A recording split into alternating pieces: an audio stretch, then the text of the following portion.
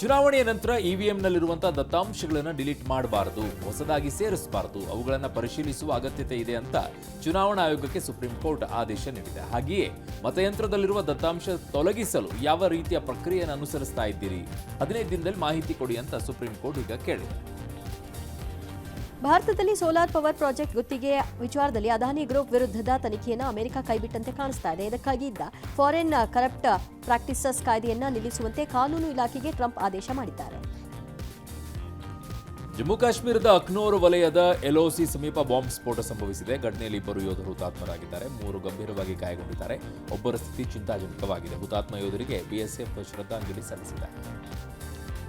ಮಧ್ಯಪ್ರದೇಶದ ಜಬಲ್ಪುರ ಬಳಿ ಭೀಕರ ರಸ್ತೆ ಅಪಘಾತ ಸಂಭವಿಸಿತು. ಕುಂಭಮೇಳದಿಂದ ಹೈದರಾಬಾದ್ಗೆ ವಾಪಸ್ಸಾಗ್ತಿದ್ದ ಮಿನಿ ಬಸ್ಗೆ ಲಾರಿ ಡಿಕ್ಕಿ ಹೊಡೆದು 8 ಭಕ್ತರು ಮೃತಪಟ್ಟಿದ್ದಾರೆ. ಘಟನೆಗೆ ಸಿಎಂ ರೇವಂತ್ ರೆಡ್ಡಿ ಆಘಾತ ವ್ಯಕ್ತಪಡಿಸಿದ್ದಾರೆ.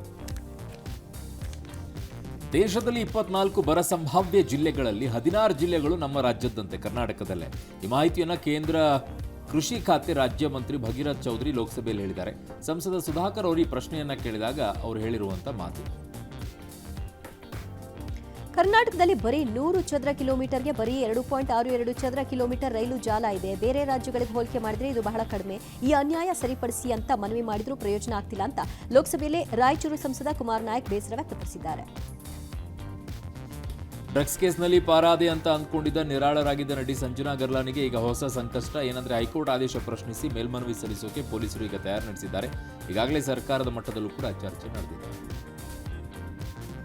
ದೆಹಲಿ ಸೋಲಿನ ಬೆನ್ನಲ್ಲೇ ಪಂಜಾಬ್ ಆಪ್ ಘಟಕದಲ್ಲಿ ಭಿನ್ನಮತದ ವದಂತಿ ಹಬ್ಬಿತು. 20 ಶಾಸಕರು ನಮ್ಮ ಸಂಪರ್ಕದಲ್ಲಿದ್ದಾರೆ ಎಂಬ ಕಾಂಗ್ರೆಸ್ ಹೇಳಿಕೆ ಬೆನ್ನಲ್ಲೇ ಕೇಜ್ರಿವಾಲ್ ಸಿಎಂ ಭಗವಂತ್ ಮಾನ್ ಅವರ ಜೊತೆಗೆ ಸಭೆಯನ್ನ ನಡೆಸಿದ್ರು. ಪಂಜಾಬ್ ಸಿಎಂ ಬದಲಾಗಲ್ಲ ಅಂತ ಸ್ಪಷ್ಟನೆ ಕೊಟ್ಟರು. ಬಂಡೀಪುರದ ಊಟಿ ರಸ್ತೆಯಲ್ಲಿ ಒಂಟಿ ಸಲಗು ಒಂದು ಟೆಂಪೋ ಅಡ್ಡಗಟ್ಟಿ ಮಾಮೂಲಿ ವಸೂಲಿ ಮಾಡಿದೆ. ಪೊಲೀಸರ ತರ ಅಲ್ಲ, ಇದು ಬೇರೆ ರೀತಿಯಲ್ಲಿ. ಮೈಸೂರಿಗೆ ತರಕಾರಿ ತುಂಬಿಕೊಂಡು ಹೋಗ್ತಾ ಇದ್ದ ಟೆಂಪೋದಲ್ಲಿ ಟಾರ್ಪಲಿನನ್ನ ಕಿತ್ತಾಕಿ ತರಕಾರಿನೆಲ್ಲ ತಿಂದು ತೆಗೆದಿದೆ. ಇತ್ತ ಹಾಸನದಲ್ಲಿ ಸೋಲಾರ್ ತಂತಿ ಬೇಲಿಯನ್ನೇ ಮುರಿದು ಒಂಟಿ ಸಲಗ ಕಾಫಿ ತೋಟಕ್ಕೆ ಎಂಟ್ರಿ ಕೊಟ್ಟಿದೆ. ಆನೆಗಳ ಉಪಟಳದ ವಿಡಿಯೋ ಈಗ ಸ್ಥಳೀಯರ ಮೊಬೈಲ್ನಲ್ಲಿ ಸೆರೆಯಾಗಿದೆ, ವೈರಲ್ಲೂ ಆಗ್ತಿದೆ. ಟೀಂ ಇಂಡಿಯಾ ಮಾಜಿ ನಾಯಕ ವಿರಾಟ್ ಕೊಹ್ಲಿ ಭುವನೇಶ್ವರ ಏರ್ಪೋರ್ಟ್ನಲ್ಲಿ ಮಹಿಳೆಯೊಬ್ಬರನ್ನ ಅಪ್ಪಿಕೊಂಡ ವಿಡಿಯೋ ಭಾರಿ ವೈರಲ್ ಆಗಿದೆ. ಇಂಗ್ಲೆಂಡ್ ವಿರುದ್ಧದ 2ನೇ ಏಕದಿನ ಪಂದ್ಯ ನಂತರ ಭಾರತ ತಂಡ ಅಹಮದಾಬಾದ್ಗೆ ತೆರಳಲು ಭುವನೇಶ್ವರ ಏರ್ಪೋರ್ಟ್ಗೆ ಬಂತು. ಈ ವೇಳೆ ಬಿಗಿ ಭದ್ರತೆ ನಡುವೆಯೂ ಕೊಹ್ಲಿ ಮಹಿಳೆಯತ್ತ ನಗೆ ಬೀರಿ ಅವರನ್ನ ಅಪ್ಪಿಕೊಂಡ್ರು.